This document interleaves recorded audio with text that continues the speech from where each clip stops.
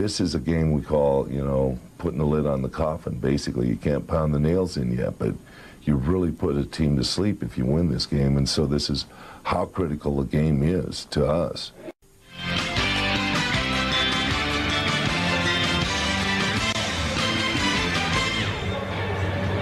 Well, Phil Jackson presided over 2 separate Chicago Bulls three-peats, and he's now on his way, apparently, to making it 3 titles in his first 3 seasons with the Lakers. So comparisons are inevitable between his teams and their greatest stars. That was part of the conversation when I spoke with Jackson earlier today. By consensus, Michael Jordan is the greatest player who's ever played in the NBA. But somebody could mount an argument that if you just want to win a championship, the most dominant player of the modern era is Shaq. So if you had the 2 of them, you can only have one. Some people might actually take Shaq, even though it seems like sacrilege. What do you say? I said that question was posed to me not long ago, and I said, yeah, stab me in the back. I want to make a distinction between 2 of the greatest players I've coached, but the reality is that Shaq is so dominant, you always have an overmatch. You can always draw a double team. You can almost always get a shot for somebody because he's going to double team.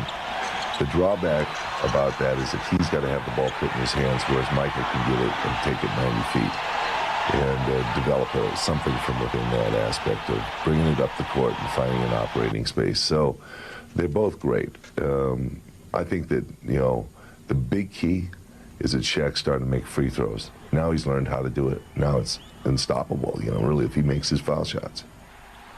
When people debate the greatest teams of all time, one argument that always comes up is, all right, the Bulls were sensational, but in the finals they never had to meet a team with a dominant center. So what happens if the best of your Bulls teams, whichever year you choose, goes up against the Lakers with Shaq? What happens? Very difficult for that team. For the Bulls? Yeah, real difficult. We did beat Orlando with Shaq, swept them. They had gone to the finals the year before, so they were the Eastern Conference champions, but